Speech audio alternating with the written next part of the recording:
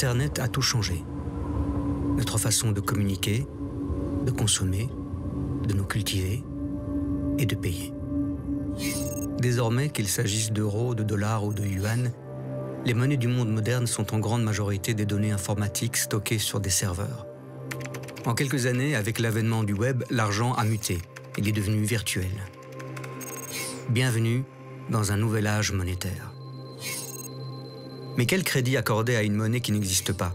Comment avoir confiance en des devises virtuelles que l'on peut émettre en quelques lignes de code? Et qu'est-ce qui nous assure que nos données transactionnelles de paiement ne tombent pas entre de mauvaises mains? Ces questions, un groupe d'informaticiens se les pose depuis les années 80. L'un d'eux, un certain Satoshi Nakamoto, y a apporté la réponse la plus radicale qui soit.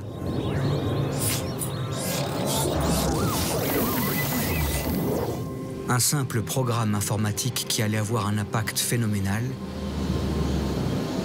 le Bitcoin.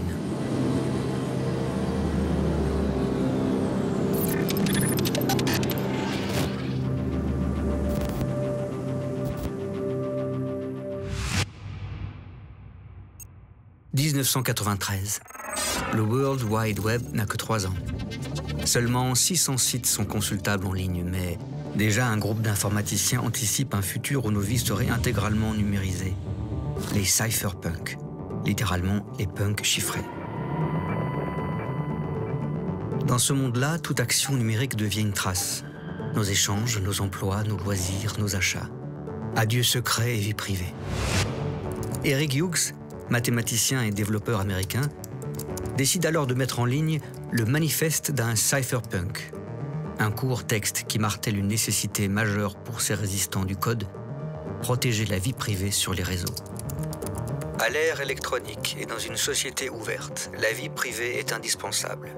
Nous ne pouvons attendre des gouvernements, entreprises ou toute autre entité géante et sans visage qui nous accordent gracieusement les moyens de préserver notre vie privée.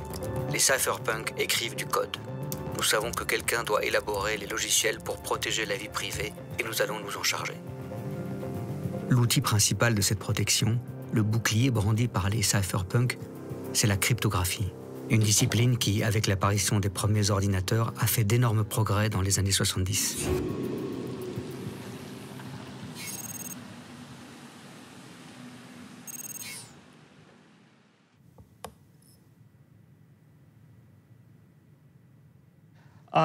La cryptographie, c'est l'art de brouiller l'information pour la rendre inintelligible, sauf pour ceux qui possèdent la clé pour la déchiffrer. Les cypherpunks, un groupe d'activistes basé dans la région de San Francisco, voulaient promouvoir un chiffrement fort.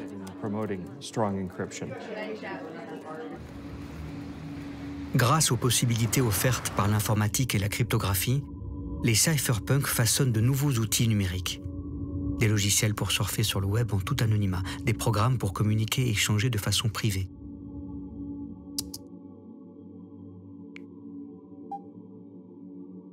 Ce mouvement s'est efforcé de recréer certaines institutions essentielles de la société en utilisant les mathématiques complexes de la cryptographie.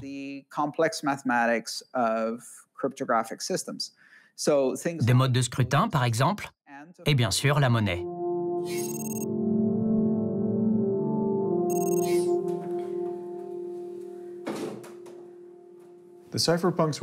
Les cypherpunks estimaient que la cryptographie apporterait de nouvelles libertés.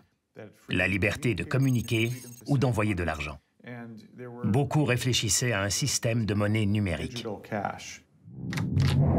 C'est tout naturellement que les cypherpunks en arrivent aux premières tentatives de monnaie électronique. Leur but affiché est de libérer les citoyens de ces passages obligés que sont les banques et les gouvernements. Car ce qu'ils craignent plus que tout, c'est un système monétaire entièrement dématérialisé et ultra centralisé.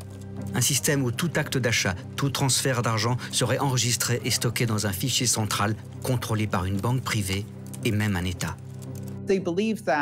Selon eux, on ne peut s'exprimer librement qu'à condition de protéger son anonymat.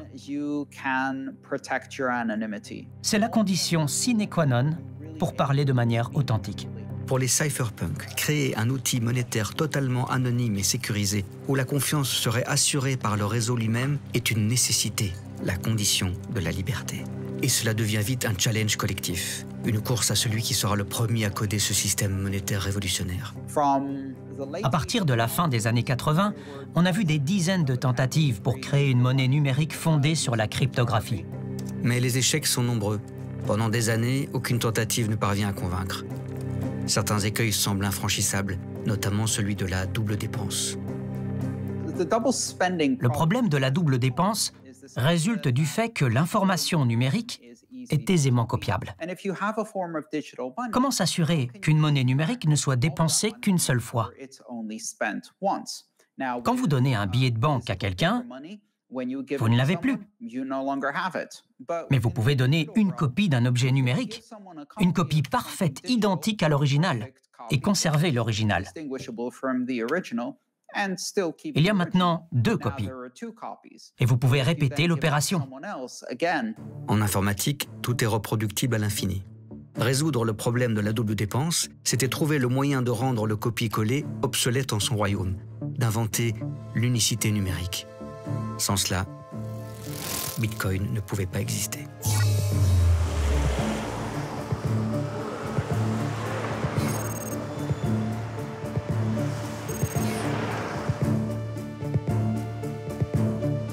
C'était technologiquement très complexe à résoudre, donc ça a mis des décennies pour arriver. Bitcoin, c'est le fruit de dizaines d'années de réflexion, d'acteurs passionnés, et aussi d'un mouvement idéologique, peut-être libertarien, cypherpunk derrière. Et certains ont créé des précurseurs de Bitcoin, mais sans succès. Ces nouvelles espèces de monnaies sont mortes-nées sur la table d'opération. Elles sont jamais sorties du labo.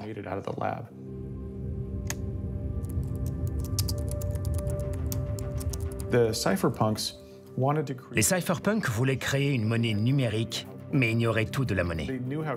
Ils étaient experts en cryptographie, mais pas en économie ou en politique monétaire, contrairement à Satoshi. Le 31 octobre 2008, un certain Satoshi Nakamoto envoie un message sur la cryptographie mailing list, une liste de diffusion par email d'informations entre passionnés de cryptographie. L'énigmatique Satoshi y expose son projet de monnaie numérique baptisé Bitcoin. Bitcoin est né en 2008, donc pile pendant la crise. Est-ce un hasard ou pas, c'est difficile à dire. Je pense que ça faisait plusieurs années qu'il y avait une forme de défiance aussi vis-à-vis du système financier traditionnel. Lehman Brothers venait de s'effondrer. Il y avait des plans de sauvetage massifs. C'était une période extrêmement stressante.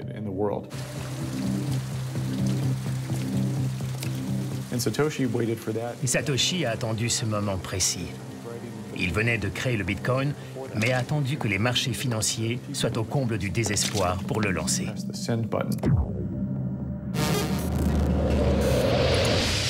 Alors que la crise économique mondiale fait rage et que les banques deviennent l'ennemi public numéro 1, Satoshi Nakamoto publie son livre blanc, le White Paper. 8 pages qui décrivent avec précision le fonctionnement du Bitcoin. Avec cette nouvelle monnaie, son intention est de court-circuiter les acteurs financiers traditionnels. Au début, les gens raillaient le Bitcoin, persuadés que ça ne marcherait jamais. Quelques mois plus tard, Satoshi a publié le code. Dès le lancement du programme, le 3 janvier 2009, Satoshi insère dans le code le titre du quotidien The Times faisant référence au renflouement des banques par l'État britannique suite à la crise de 2008.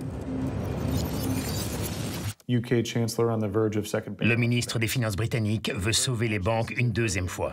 C'était une position très agressive, anti-banque, anti-banque centrale, anti-gouvernement. Satoshi écrit que le problème fondamental de la monnaie, c'est qu'elle nécessite la confiance pour fonctionner. Il faut se fier aux banques, au système de paiement, aux banques centrales. Avec le Bitcoin, Satoshi élimine cette exigence de confiance.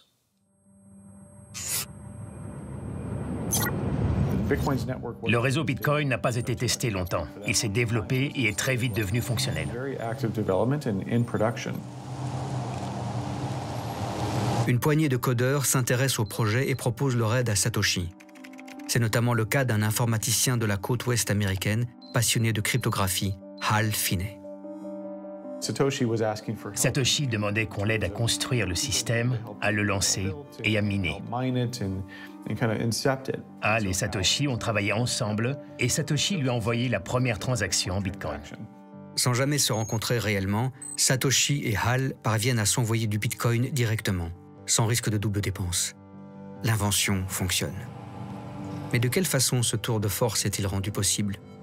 Alors ce qu'a fait Satoshi, c'est qu'il a combiné très intelligemment des technologies assez complexes et des connaissances économiques pour mettre en place un système informatique qui permette d'encourager une communauté à gérer cette crypto-monnaie. Donc Bitcoin fonctionne avec ce qu'on appelle une blockchain, la blockchain Bitcoin.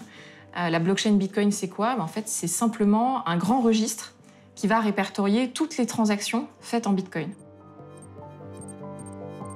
La grande différence avec ce qui se passe d'habitude avec l'euro ou avec le dollar, c'est que ce registre il va être stocké sur un grand nombre d'ordinateurs, de serveurs qui vont être répartis partout sur la planète et qui vont se mettre à jour de manière automatique, sans avoir besoin d'intervention humaine.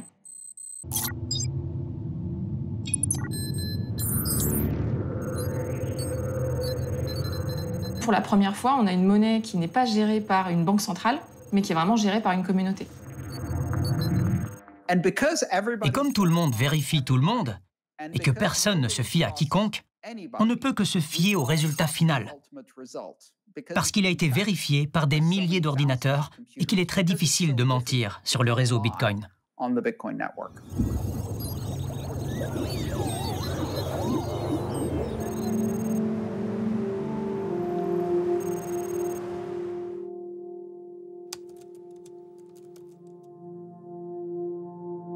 Il y a une intuition qui est révolutionnaire, c'est d'avoir décidé par un acte proprement souverain qu'on allait faire payer le coût d'entretien du système, ce que d'autres avaient déjà imaginé, en le rémunérant avec la monnaie du système.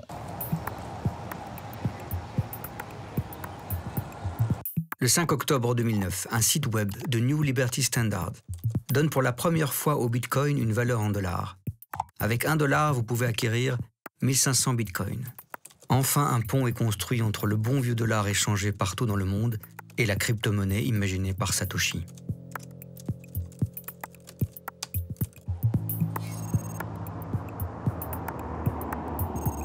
Le Bitcoin a acquis une valeur réelle. Entretenir le réseau en faisant tourner le programme de Satoshi et être récompensé en Bitcoin fraîchement émis devient financièrement intéressant. Car au cœur du fonctionnement du Bitcoin, un processus en particulier joue un rôle primordial, le minage. Qu'est-ce que le minage? Grande question. C'est une industrie, une philosophie, mais c'est surtout le fondement de la technologie Bitcoin. C'est un système monétaire.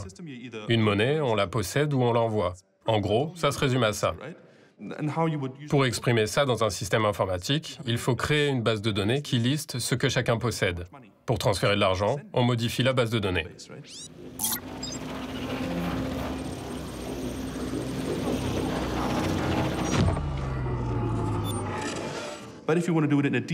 Mais dans un système décentralisé, où il n'y a pas qu'une seule entité qui fait ces modifications, tout le monde doit les faire en même temps. Donc chaque participant de l'écosystème Bitcoin possède une copie de la base de données.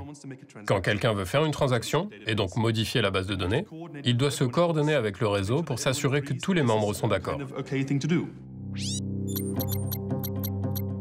Toutes les 10 minutes environ, un bloc contenant en moyenne entre 1000 et 2000 transactions est validé via le minage. Ces nouvelles transactions sont ajoutées au livre de compte de Bitcoin, la blockchain, ou chaîne de blocs, ainsi nommée car chaque bloc est lié aux autres comme le maillon d'une chaîne. La blockchain de Bitcoin constitue donc un registre public infalsifiable parce que sans cesse vérifié par des milliers d'ordinateurs à travers le monde. Mais comment gérer un registre décentralisé sans sombrer dans l'anarchie? Comment choisir celui ou celle qui pourra ajouter les dernières transactions dans le registre de Bitcoin? Pour Satoshi, la réponse était simple. Il suffisait d'organiser pour chaque bloc une loterie numérique.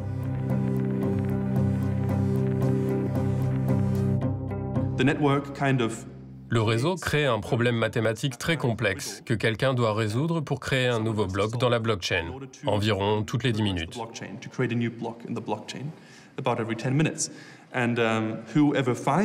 Et celui qui trouve la solution, c'est comme chercher une aiguille dans une botte de foin, peut décider ce qui va se passer sur le réseau Bitcoin au cours des 10 minutes suivantes.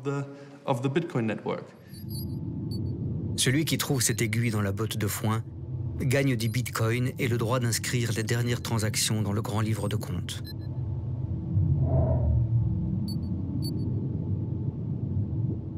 Pour falsifier une transaction, il faudrait disposer de plus de la moitié de la puissance de calcul du réseau.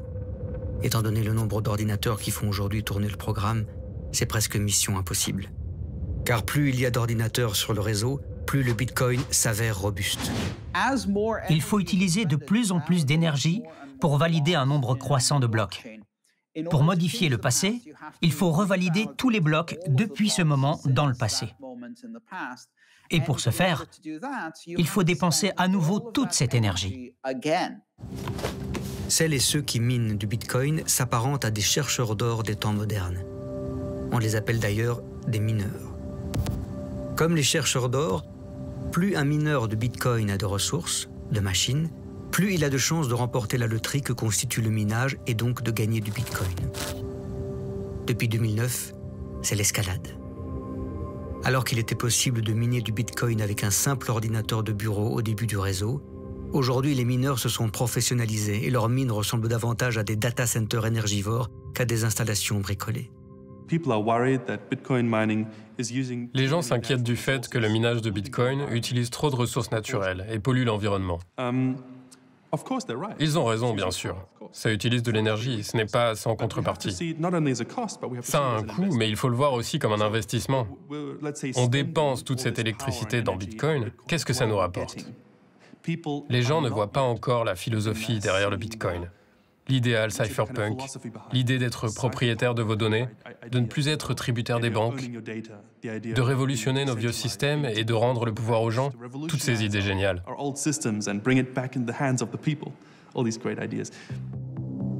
Pour devenir ce système monétaire autorégulé et fiable, le Bitcoin nécessite une dépense énergétique considérable.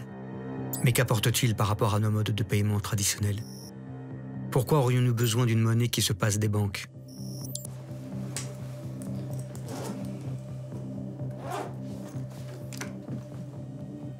Et Bitcoin, c'est pas devenu une monnaie du jour au lendemain. D'ailleurs, c'est même pas évident qu'on puisse dire aujourd'hui que c'est une monnaie. De mon point de vue, c'est plutôt une monnaie en devenir. C'est-à-dire, c'est quelque chose qui est en train de devenir une monnaie progressivement. Pourquoi? Pas parce que l'État, à un moment donné, dit « voilà, ça c'est une monnaie », mais parce que, tout simplement, de plus en plus de gens décident de l'utiliser comme monnaie.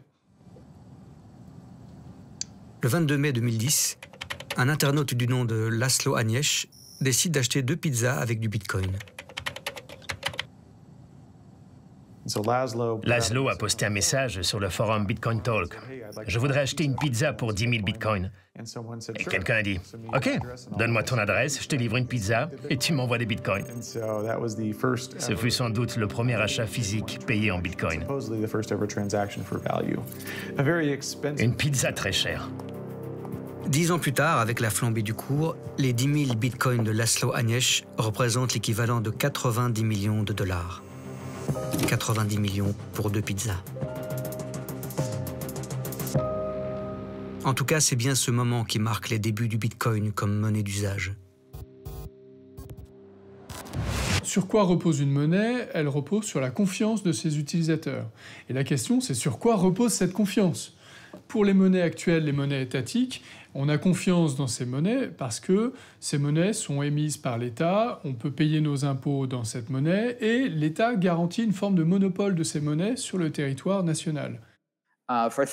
Pendant des milliers d'années, la monnaie était échangée librement, de manière anonyme, de personne à personne, sous une forme universellement reconnue, comme l'or par exemple. Une monnaie qui n'existe que sous forme de carte plastique ou de papier, qui est strictement contrôlée par un gouvernement centralisé et limité au territoire national, qu'il est souvent interdit de transporter hors des frontières et qui est régulée de manière très stricte, À l'échelle de notre histoire, ça n'existe pas depuis très longtemps. Anonyme, décentralisé, incensurable, la philosophie cypherpunk, embarquée dans le code même de cette nouvelle monnaie, a surtout de quoi séduire des acteurs sulfureux, ceux dont personne ne veut dans les réseaux bancaires traditionnels.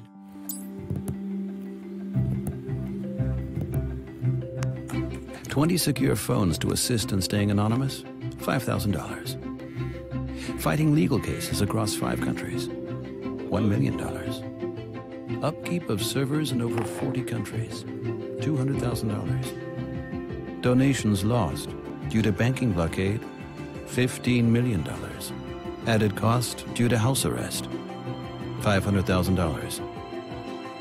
Watching the world change as a result of your work? Priceless. There are some people who don't like change. For everyone else, there's WikiLeaks. Décembre 2010. À la demande du gouvernement américain, Visa et Mastercard, acteurs du vieux monde monétaire, bloquent tout transfert d'argent vers WikiLeaks, le site de lanceur d'alerte développé par Julian Assange. C'est le début d'un véritable blocus financier qui a pour but d'assécher les comptes de l'organisation. Plusieurs gouvernements ont sommé PayPal, Visa et autres de censurer leurs transactions, car Wikileaks était jugé dangereux, car il dévoilait leurs infos confidentielles. Pour accepter des dons, Wikileaks s'est tourné vers le Bitcoin, qui n'a pas besoin de permission. C'est un bel exemple de la résilience du Bitcoin en tant que monnaie sans permission. Personne ne peut vous prendre ou vous empêcher de recevoir du Bitcoin. Les dons en Bitcoin affluent et l'opération est un succès. Grâce à l'équivalence entre le Bitcoin et le dollar, elle permet à Wikileaks de se maintenir à flot sans qu'aucun gouvernement ou entreprise ne puisse l'en empêcher. Elle offre aussi une visibilité sans précédent au Bitcoin. Pour Satoshi, qui avait créé cette nouvelle monnaie, il était prématuré de donner un coup de pied dans la fourmilière. Le Bitcoin ne survivrait pas à une attaque gouvernementale. Heureusement, les gouvernements ne s'en inquiétaient pas à l'époque et le Bitcoin a survécu.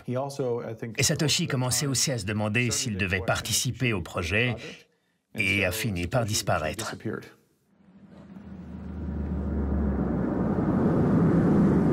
Satoshi Nakamoto cesse toute communication au printemps 2011. Il n'écrira plus aucun message public ou privé et ne donnera plus jamais signe de vie.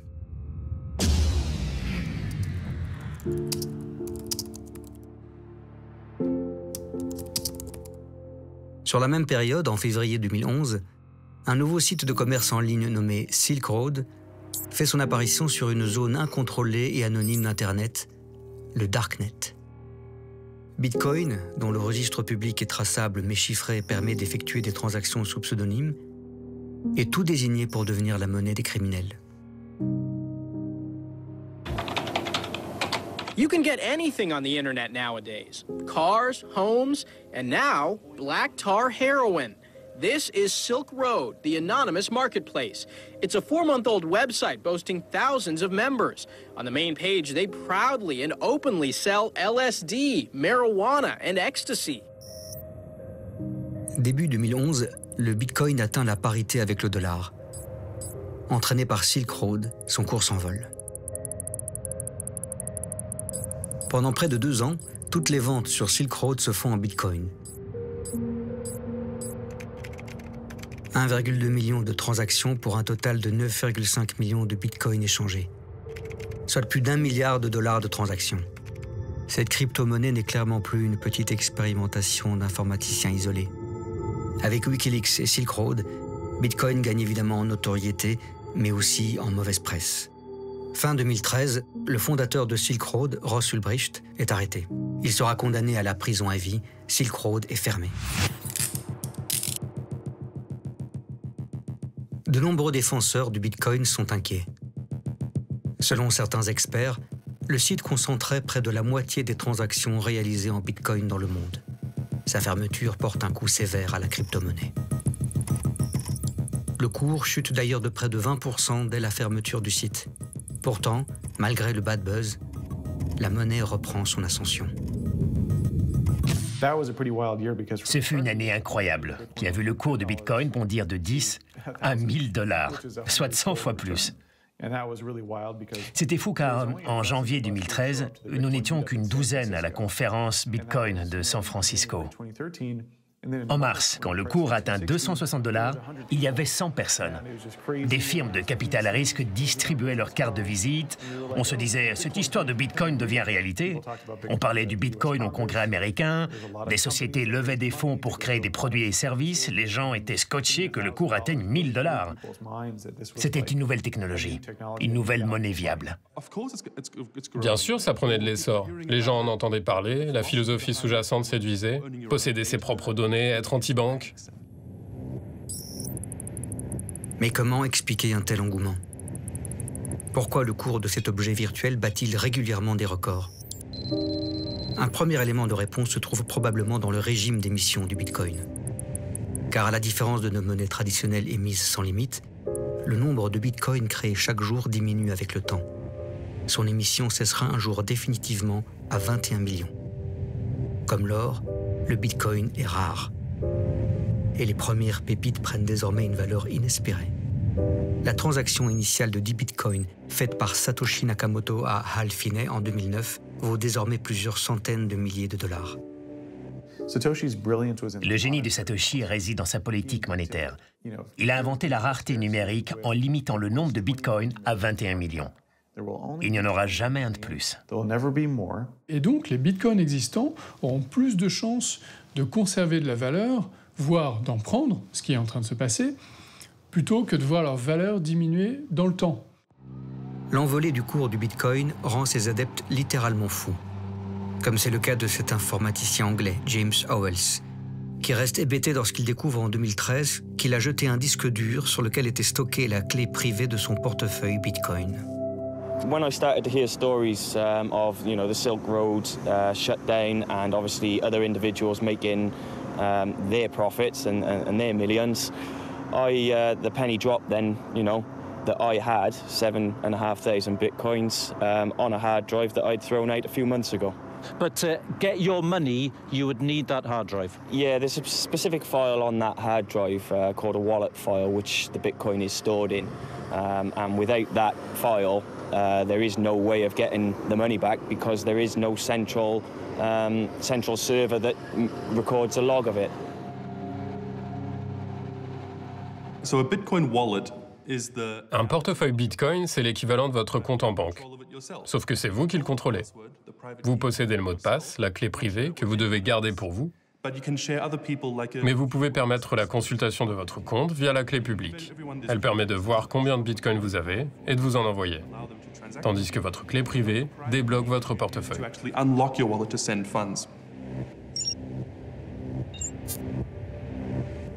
À chaque portefeuille Bitcoin sont associées une clé publique et une clé privée unique.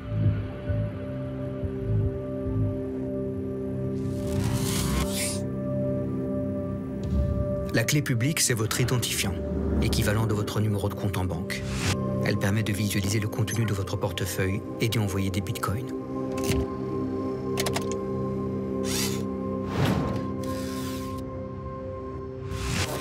La clé privée, en revanche, constitue votre mot de passe. Elle permet d'accéder aux bitcoins de votre portefeuille et celui qui la détient en contrôle le contenu.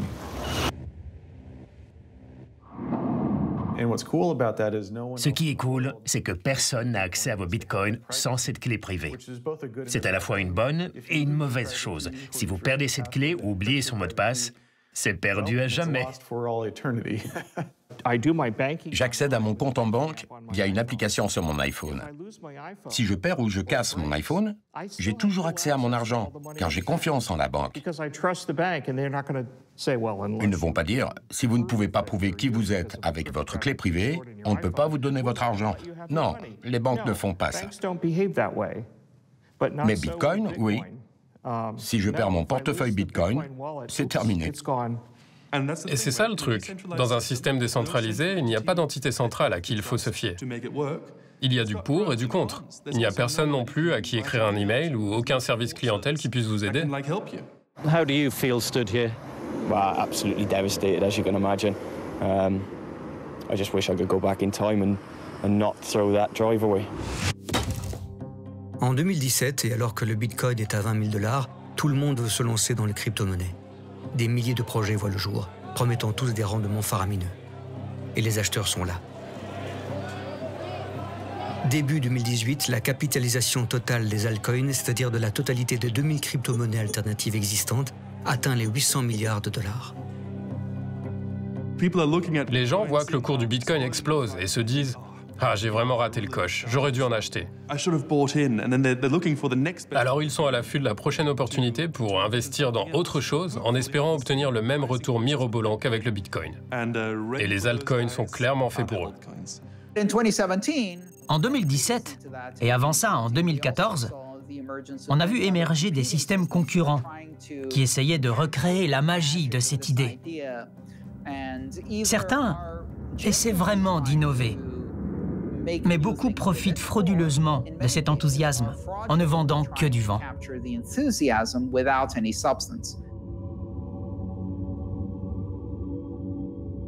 Bitcoin a des limitations, mais qui sont assumées. C'est-à-dire que on ne peut pas faire des milliers et des milliers de transactions par seconde sur Bitcoin, et on ne peut pas programmer les transactions d'une manière très sophistiquée.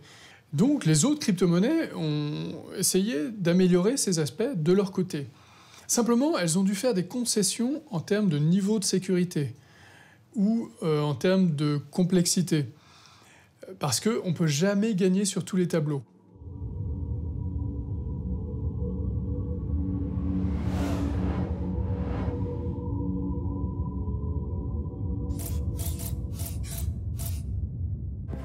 Puis, c'est l'implosion.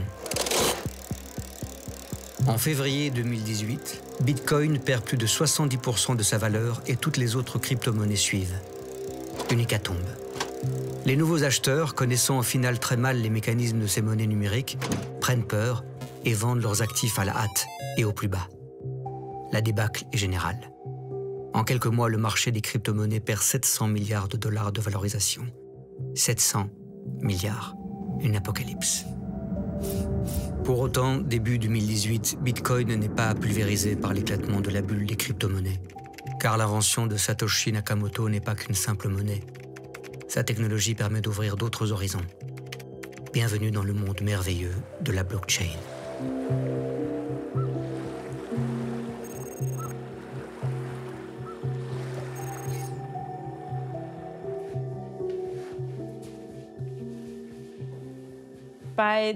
Fin 2017, je vivais dans la région de la baie de San Francisco. J'étais à une soirée et j'ai réalisé que les 8 ou 10 personnes présentes travaillaient toutes dans la blockchain.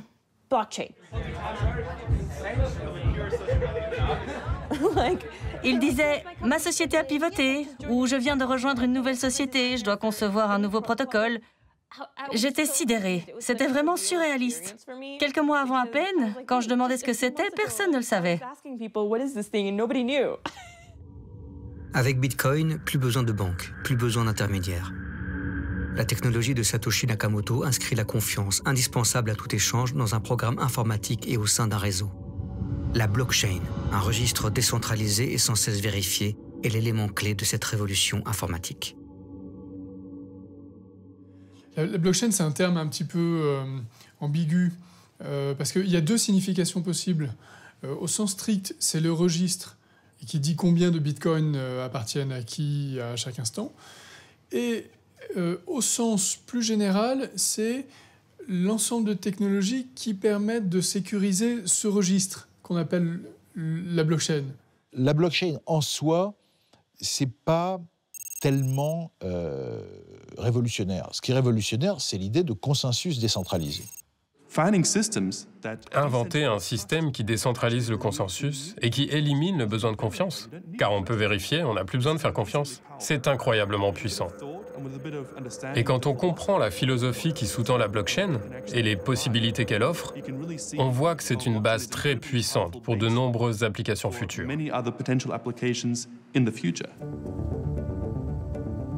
Si la blockchain permet de rendre les échanges monétaires autonomes, pourquoi ne pourrait-elle pas le faire avec d'autres types d'informations, d'autres types d'échanges et d'autres secteurs? Assurance, droit d'auteur, titre de propriété, traçabilité alimentaire. Pour les promoteurs de la blockchain, le potentiel de ce nouvel outil technologique semble infini. Ces technologies-là, elles bouleversent vraiment le milieu financier, le milieu bancaire, qui s'est penché dessus assez tôt. Il y a aussi naturellement le milieu assurantiel qui va être impacté, puisque l'assurance, c'est quoi? C'est des transactions conditionnelles. Donc c'est de se dire, je vais rembourser mon assuré s'il se passe telle ou telle chose. Et ça, on peut le gérer dans une blockchain avec ce qu'on appelle des smart contracts, donc des programmes qui vont permettre d'automatiser des transactions. On a aussi le secteur du gaming, par exemple, pour qui c'est très intéressant, puisque dans le secteur du gaming, aujourd'hui, on a des jeux qui sont gratuits, mais dans lesquels les joueurs vont acheter des bots pour leurs personnages ou des épées, etc. Donc des actifs numériques qui ont une valeur et qui aujourd'hui sont en fait prisonniers du jeu. Et donc l'idée de mettre en place des applicatifs sur blockchain dans le secteur du gaming, c'est très intéressant, puisque les joueurs pourraient se revendre ensuite entre eux ces actifs, voire même les sortir du jeu, les faire fonctionner dans d'autres jeux, etc. Donc c'est très transverse, finalement, ces technologies, puisque ça touche à tout ce qui a de la valeur numérique. La blockchain peut s'avérer, dans certains cas, extrêmement pertinente. Mais souvent, elle n'est utilisée que comme simple argument marketing, là où une base de données traditionnelle ferait très bien l'affaire. Il y a eu une hype médiatique autour des blockchains en 2015, 2016, 2017. Du coup, beaucoup de gens se sont fait une image un peu fausse de ces technologies. Ça a une certaine valeur ajoutée dans un projet. Ça va permettre de créer un écosystème avec de la valeur numérique qui va être beaucoup plus décentralisé que si je mettais tout dans ma propre base de données. Mais la blockchain, c'est pas la magie, tout simplement.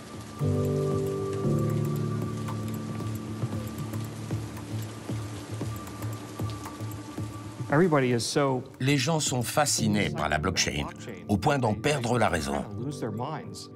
Si vous changez le nom de votre magasin de vélo pour l'appeler le Blockchain Bicycle Shop, le cours de votre action va augmenter.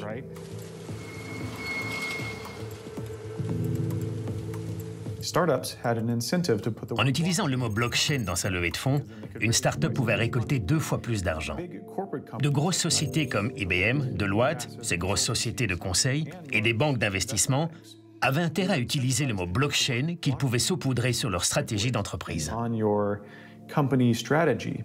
Quand on leur demandait quelle était leur stratégie, ils brandissaient ce mot blockchain. Blockchain will change the world. Mieux, rajoutez une pincée d'intelligence artificielle, une once de quantique, et vous obtenez la moitié des startups. Vous pouvez dire que votre blockchain d'IA quantique fait ci ou ça, mais vous n'avez toujours rien résolu d'intéressant. En réalité, si vous essayez d'appliquer la technologie de la blockchain à autre chose, vous réalisez à quel point ces composants sont liés les uns aux autres. Vous ne pouvez pas en extraire un élément. Ce serait un peu comme retirer le moteur d'un véhicule et espérer vous déplacer avec. Évidemment, le terme blockchain n'a pas été promu par hasard. Il a été promu aussi en raison du caractère dérangeant et sulfureux de Bitcoin. Comme si Bitcoin représentait un tabou et qu'on avait besoin de trouver un autre terme pour parler de cette révolution en cours. 5 ans plus tard, la technologie blockchain n'a pas tellement tenu ses promesses. Les crypto-monnaies, en revanche, sont sur le devant de la scène. Institutions financières, grandes entreprises, États, tout le monde s'y met. La Chine travaille sur sa propre crypto-monnaie. La Banque centrale européenne lance une vaste consultation publique sur la création d'un euro numérique. Le Salvador adopte le Bitcoin comme monnaie aux côtés du dollar. Le système s'approprie le Bitcoin et institutionnalise la monnaie anti-système de Satoshi Nakamoto. Traçabilité, instantanéité, programmabilité. Les monnaies numériques de banque centrale entendent révolutionner le cash. On voit des entités comme les États, et notamment des États totalitaires, être tentés d'avoir leur propre crypto-monnaie pour améliorer leur contrôle sur la vie privée des gens et leur contrôle sur l'économie. Et d'ailleurs, les tentations des États démocratiques européens d'émettre leur propre monnaie digitale, c'est un petit peu pour la même chose quand même. C'est aussi pour améliorer leur contrôle sur la vie des gens et pour améliorer leur contrôle sur l'économie. Pas de manière totalitaire comme en Chine, mais il y a quand même une logique similaire. Le test grandeur nature par la Chine de son yuan semble bien indiquer que les crypto-monnaies constituent la suite logique de l'évolution de notre argent. des millions de transactions réalisées en quelques mois pour un total de plus d'1 milliard de yuan. La réussite est flagrante. Et le yuan électronique n'attend plus qu'une chose, être déployé à l'échelle nationale. Une victoire pour le gouvernement chinois, mais un recul probable pour la population, dont les faits et gestes sont déjà fortement soumis à la mainmise d'un État surpuissant et adepte du crédit social.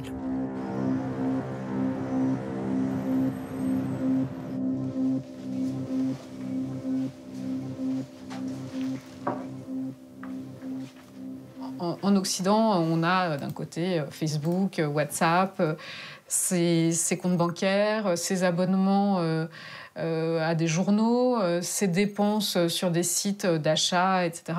Le modèle chinois, c'est d'avoir mis tout ensemble. Et tout ensemble dans un pays qui respecte très peu les libertés individuelles, comme on le sait. Ce qui veut dire, très concrètement, un accès à l'ensemble de la vie des personnes qui est rendu possible par le fait que tout est dématérialisé, donc tout laisse une trace électronique.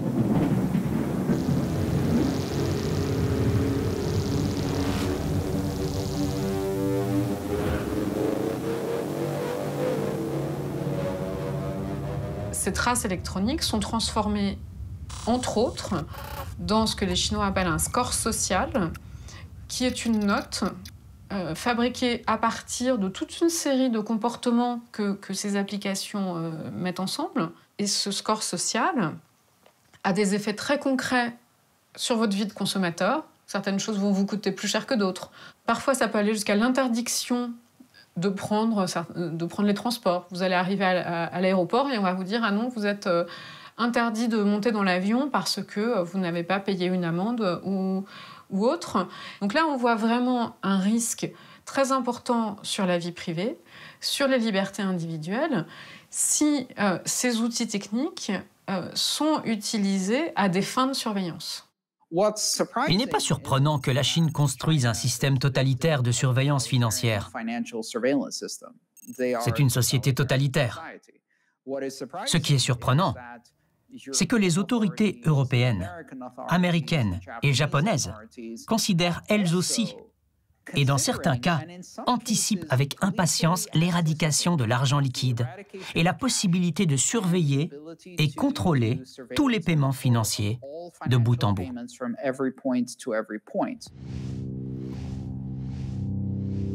Le secteur privé s'est également emparé du sujet. JP Morgan, Goldman Sachs, Bank of America, tous lancent des expérimentations et mettent en place des projets de crypto-monnaie. Un comble lorsqu'on sait que le Bitcoin a été codé en réaction à ces acteurs financiers. Juin 2019, Facebook dévoile son projet de crypto-monnaie, Libra. Son idée est simple, donner la possibilité à n'importe lequel de ses utilisateurs d'envoyer de l'argent aussi simplement qu'un texto. As we sit here, there are more than 1 billion people around the world who don't have access to a bank account, but could through mobile phones if the right system existed.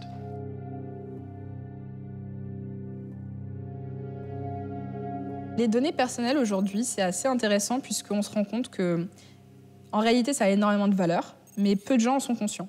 On utilise des applications, on interagit, on like, on tweet, on partage, on poste, et pour autant, on ne gagne rien financièrement, alors que les entreprises qui fournissent ces plateformes s'enrichissent grâce à ça. The idea behind Libra is that sending money should be as easy and secure as sending a message. Libra will be a global payment system, fully backed by a reserve of cash and highly liquid assets. Et si Facebook se dote de sa monnaie, ce qui va se passer, c'est que tout ce qui tient du financier va également être connu par Facebook. Ça, c'est super pour ces applications qui vont pouvoir apprendre encore mieux à nous connaître, nous proposer plus de services, vendre et générer du profit avec ça. Mais en plus de ça, ils ont une intime compréhension de qui nous sommes. En 2020, Libra change de nom et devient Diem. Prévue pour fin 2021, cette crypto-monnaie s'annonce monopolistique. Détenue par un consortium d'entreprises privées à l'initiative de l'un des acteurs numériques les plus controversés en matière de gestion des données privées, ça fait beaucoup. Now, I believe that this is something that needs to get built, but I get that I'm not the ideal messenger for this right now. We've faced a lot of issues over the past few years, and I'm sure there are a lot of people who wish it were anyone but Facebook who were helping to propose this. Si le nombre d'utilisateurs devient exponentiel, les ministères des Finances n'auront plus le monopole du contrôle de la monnaie, de la politique monétaire. Et là, pour de vrai, se posera la question de savoir qui peut diriger l'économie. But there's a reason that we care about this, and that's because Facebook is about putting power in people's hands. Diriger la monnaie, c'est diriger le crédit, c'est dire aux banques quelles doivent être leurs politiques. Et donc, ça a des effets très importants sur l'économie dans son ensemble.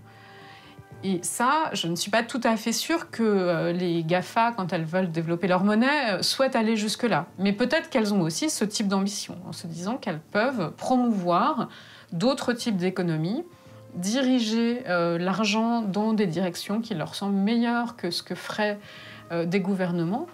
La difficulté, c'est qu'elles ne sont pas élues, ces GAFA, donc leur choix de faire mieux que les autres, ce sera en fonction de leurs propres valeurs, et valeurs qui n'auront été validées par personne d'autre qu'elles-mêmes. Avec Bitcoin, les cypherpunks souhaitaient émanciper et préserver la vie privée des utilisateurs de monnaie numérique. Désormais, les géants du web s'accaparent leur création, donnant naissance à une dystopie pire encore que celle qu'ils avaient imaginée. Un monde où la captation des données personnelles deviendrait une nouvelle mine d'or pour ces mastodontes. La force de frappe financière et publicitaire d'entités privées comme Facebook va-t-elle anéantir définitivement le rêve des cypherpunks? Ou bien le code transparent de Bitcoin et sa gestion décentralisée portent-ils en eux la solution tant souhaitée par Satoshi Nakamoto?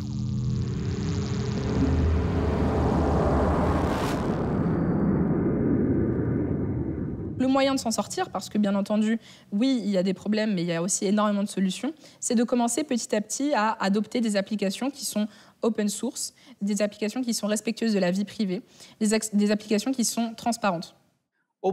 Une technologie open source signifie que le logiciel est composé de code qui peut être aisément inspecté par tout un chacun, de manière collaborative, publique et très, très transparente.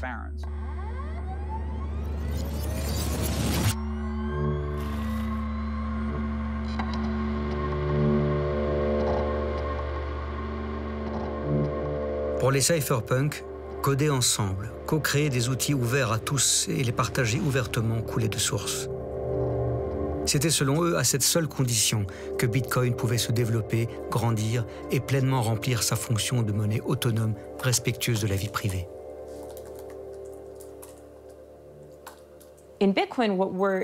Avec le Bitcoin, nous avons un système de prise de décision décentralisé où une communauté décide de ce qui est introduit, des changements à faire, de ce qu'il faut éviter de faire. Et chacun peut participer et proposer des changements. Ceci dit, il faut avoir de bonnes connaissances. C'est une technologie très spécifique et complexe. Les gens avec qui vous travaillez, collaborez ou avec qui vous êtes parfois en concurrence sont des cryptographes et des ingénieurs en informatique qui sont les meilleurs du monde. Bitcoin était avant tout un projet destiné à être un bien commun, à faire communauté. Lorsqu'il a mis en ligne le code de Bitcoin, Satoshi Nakamoto s'est assuré que chacune et chacun aurait le droit de le faire évoluer et progresser. La décentralisation du programme est totale. Il est d'ailleurs un détail significatif. Personne ne sait réellement qui est Satoshi Nakamoto. Nombreux sont celles et ceux, journalistes ou amateurs, qui ont cherché à savoir qui se cachait derrière ce pseudonyme. À ce jour, personne n'a trouvé de réponse. Personne non plus ne s'est officiellement réclamé d'être Satoshi Nakamoto de façon irréfutable. Il est tout à fait plausible que le Bitcoin soit le fruit d'un travail collectif plutôt qu'issu d'un seul individu. Et au final, peu importe. Le système partagé compte plus que l'individu qui l'a créé. La disparition de Satoshi Nakamoto fait que ça donne à la communauté une espèce d'autonomie. Il n'y a aucune figure d'autorité, aucune figure centrale vers laquelle on peut se retourner en cas de problème ou pour prendre des décisions difficiles. Ça crée une indépendance et une valeur pour le réseau Bitcoin que d'autres protocoles n'ont pas puisqu'on connaît leur fondateur. Le Bitcoin, si Satoshi Nakamoto existait et qu'on connaissait son identité, il n'aurait pas le potentiel et l'impact qu'il a actuellement et qu'il aura dans l'avenir. Le cours du Bitcoin continue d'ailleurs de battre des records, comme c'est le cas en mars 2021. Sa valeur reste cependant extrêmement volatile et perd 50% dans les semaines qui suivent, sans effrayer néanmoins tous les investisseurs. Cette année, on a vu que de gros investisseurs ont adopté le Bitcoin. Des grosses banques déclarent officiellement que le Bitcoin doit figurer dans un portefeuille. C'est du lourd, ça devient très sérieux. On a vu des sociétés privées, comme MicroStrategy, qui a lancé le mouvement, mais aussi Tesla et d'autres, acheter d'énormes quantités de Bitcoin, pour des millions ou des milliards de dollars, en parlant d'investissement pour le futur. Je crois que la prochaine vague verra enfin une plus grande adoption par les consommateurs. C'est déjà de l'argent. Ça fonctionne déjà. On peut l'utiliser. On essaye de l'améliorer, de le rendre plus accessible, plus robuste. Le Bitcoin pourrait se démocratiser de notre vivant, mais il durera bien au-delà. Nous assistons au balbutiement d'une technologie fondamentalement déstabilisante et révolutionnaire, qui est en train de transformer une des technologies les plus anciennes de cette planète, la technologie de l'argent. Aujourd'hui, elle est difficile d'utilisation, compliquée, comprise par une infime fraction de la population humaine. Mais elle va changer le monde.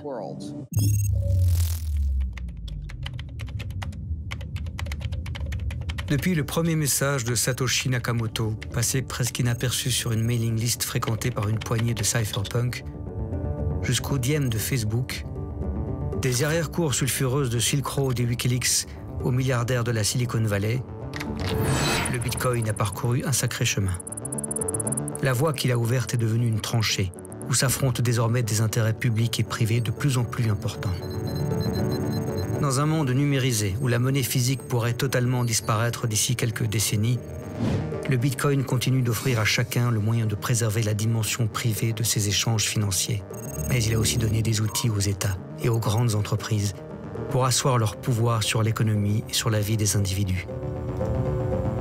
Qui sortira vainqueur de cette bataille? Impossible de le prédire, mais le Bitcoin démontre que désormais, sans même qu'on s'en aperçoive, les crypto-monnaies sont au cœur de notre futur.